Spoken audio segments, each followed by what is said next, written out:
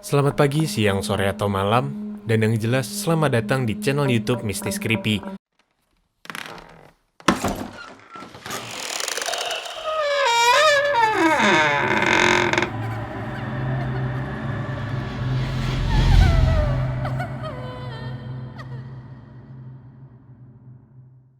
Channel ini adalah channel yang akan membahas tentang dunia horor, dunia mistis, dan juga dunia perkripian. Dan di sini kita bakalan ngebacain dan juga ngebahas cerita-cerita yang beredar di internet, dan juga tentunya cerita kalian semua. Jadi buat kalian semua yang pengen ceritanya dibacain, bisa kumpulin cerita-cerita kalian di link yang ada di deskripsi di bawah ya. Oke, langsung aja, ini adalah pilot project dari channel ini, dan di episode kali ini gue bakalan ngebahas atau ngebacain cerita-cerita yang ada di Kaskus. Jadi Kaskus itu adalah sebuah forum komunitas yang bisa dibilang sangat besar ya, dan di sana tuh banyak banget bertebaran hal-hal apapun, termasuk salah satunya adalah horor. Dan ada sebuah thread yang menyediakan banyak banget cerita horor, yaitu adalah thread milik Bumi Bulat 123. Dan di thread ini mungkin adalah cerita-cerita yang disubmit dari orang-orang, bisa jadi sebagian adalah cerita based on true story, sebagian juga bisa cerita fiktif. Tapi yang jelas di sini ceritanya itu menarik-menarik banget. Dan sampai video ini dibuat, di thread ini total ada 64 video sejauh ini. Langsung tanpa basa-basi lagi kita masuk aja ke cerita yang pertama. Cerita yang pertama itu ada thread ownernya adalah Kinanti. Dia yang membagi cerita ini yang berjudul Awal Mula Cerita Mistis. Nah, di thread ini Kinanti ini bercerita atau membagikan pengalamannya tentang bagaimana waktu-waktu atau masa-masa sulit dia ketika baru pindah ke sebuah rumah dengan keluarganya, tetapi dia mendapatkan gangguan yang tak kasat mata gitu, gangguan yang gak enak banget. Jadi langsung aja kita masuk ke ceritanya. Berawal dari kisah serem pertama gue di rumah kontrakan keluarga gue dulu di Jawa. Rumah ini emang serem banget. Emang modelnya gak kayak rumah zaman Belanda. Tapi ya gitu, auranya aja udah beda, serem-serem gak jelas. Bahkan kalau sinar matahari lagi terik, cahaya matahari yang masuk aja nggak kelihatan terangnya dan masih berasa suramnya. Ceritanya rumah kontrakan gue ini dibagi menjadi dua bagian, bagian depan dan bagian belakang. Bagian depan rumah gue itu isinya 2 kamar, ruang TV, sama ruang tamu. Sedangkan bagian belakang itu isinya ada 2 gudang yang bentuknya emang cuma disekat, nggak kayak ruangan jadinya bentuknya. Katanya, sama pemilik yang lama itu buat naruh bisnis kerupuknya. Kamar mandinya juga nyempil, deket sama gudang itu. Nah, lalu di thread ini dia juga membagikan beberapa poin gangguan yang dia alami selama dia tinggal di rumah itu. Langsung aja kita bacain. Yang pertama, gagak yang selalu mampir di atap rumah. Ini yang gak pernah sepi. Tiap mau maghrib sampai malam habis isya, selalu ada gagak yang mampir di atap kontrakan gue.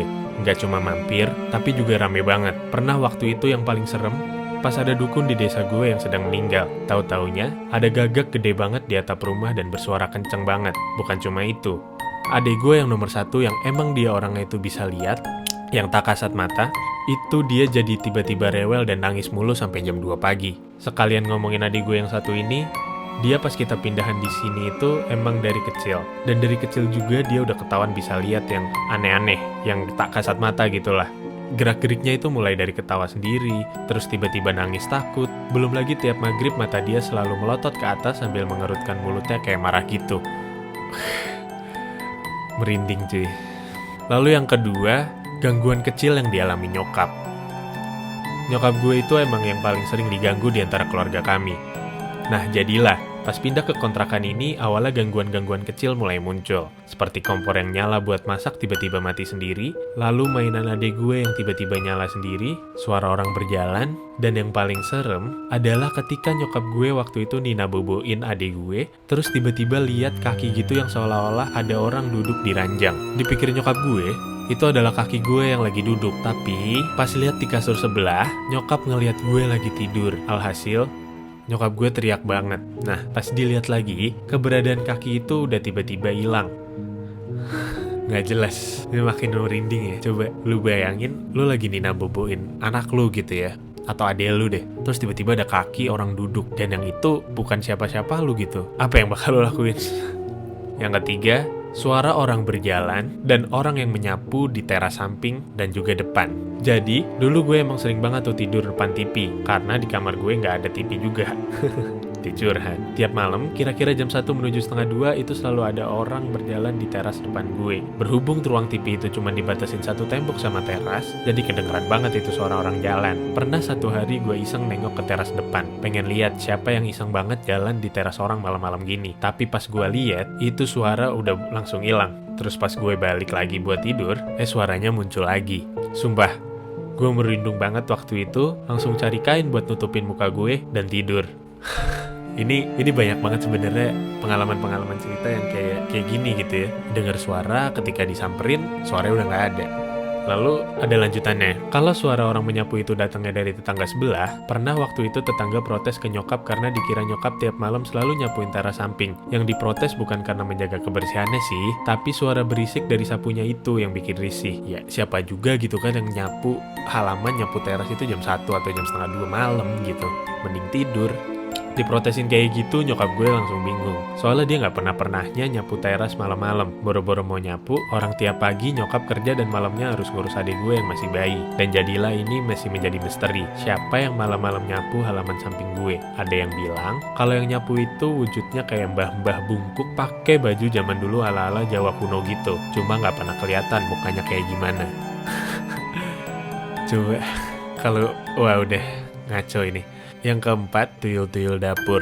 Kalau ini gue yang ngalamin sendiri katanya. Waktu itu pas siang-siang dan kebetulan gue lagi sendirian di rumah, gue denger suara anak kecil lari-larian sama ketawa di dapur dan gudang. Karena penasaran, gue sempet tengok tuh ke dapur.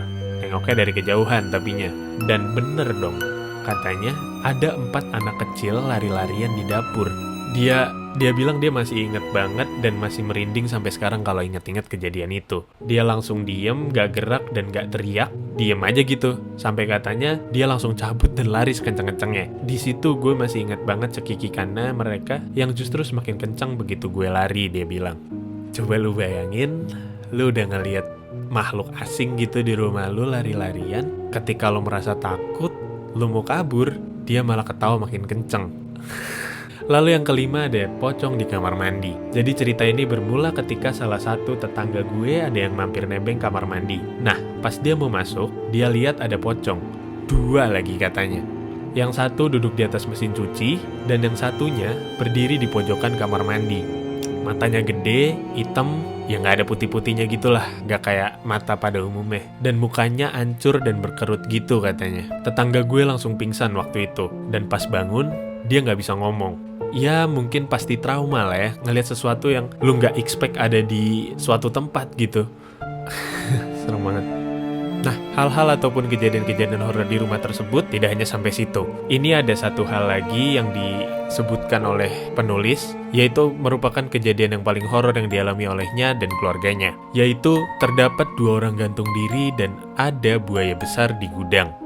Jadi, di sini penulis menjelaskan karena gudang itu tidak bersekat dan gak dibuat menjadi apa-apa, jadinya nyokapnya memfungsikan gudang itu sebagai jemuran pakaian semi kering.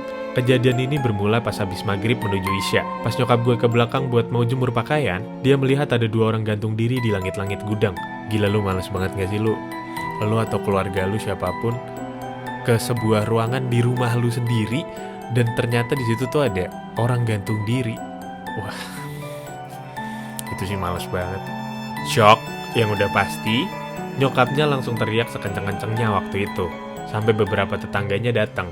Bokap gue juga langsung nyamper ke gudang dan begitu sampai sana, nyokap gue udah terduduk lemes sambil nutup matanya rapat-rapat. Pas disamperin, nyokap udah gak berani buat buka mata sedikit pun. Bahkan, pas udah pindah ruangan juga masih tetap shock gitu nyokap gue.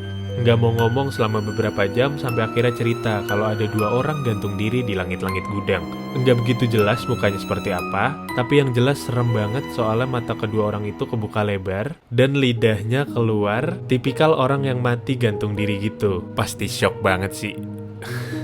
Gue gak bisa ngebayangin juga, males juga ngebayanginnya gitu. Sebelumnya nyokap gue juga pernah nemuin buaya hijau gede banget, yang katanya gedenya itu bisa sampai ngisi hampir separuh lebar gudang gue. Wah, buaya apa itu gede banget. Dan buaya itu lagi jalan ke arah dia dan nyokap gue juga pas mau masuk gudang. Cuma nyokap gue diem-diem aja, gak teriak dan gak cerita ke siapa-siapa. Sampai akhirnya pas ada kejadian orang gantung diri ini, nyokap gue baru cerita. Wah, Gila, lu ngebayangin gak sih? Pertama udah ada buaya.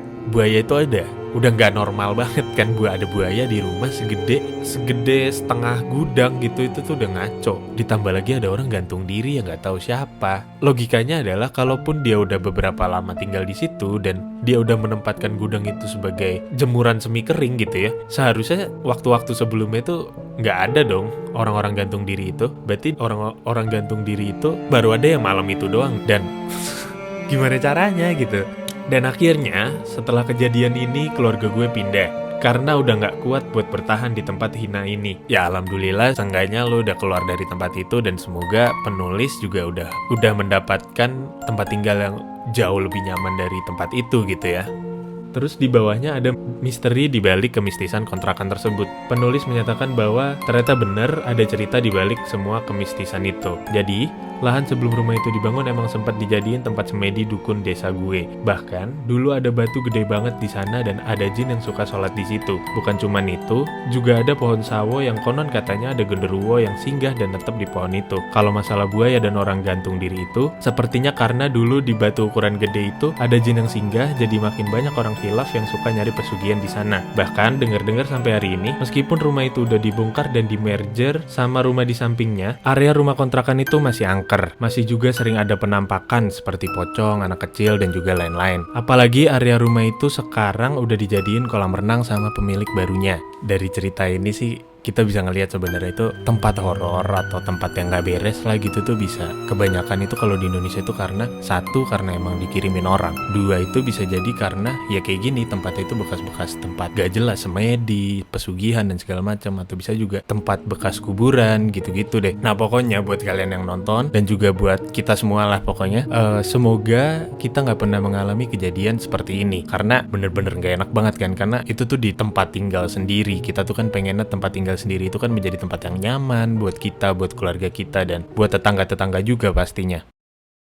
Oke, sampai sini dulu video pertama dari channel YouTube Mistis Creepy. Jangan lupa buat follow Instagram @mistisdunia dan juga @creepy_id. Juga follow TikTok @mistiscreepy. Linknya bisa langsung kalian klik aja di bawah ini di deskripsi ya. Oh iya, satu lagi gue mau ngingetin buat kalian yang pengen ceritanya dibacain di sini, bisa banget kalian kumpulin cerita kalian, cerita mistis, cerita horor, ataupun cerita creepy juga bisa di link yang udah gue taruh di deskripsi di bawah ini ya. So, segitu dulu aja dan sampai jumpa di episode selanjutnya.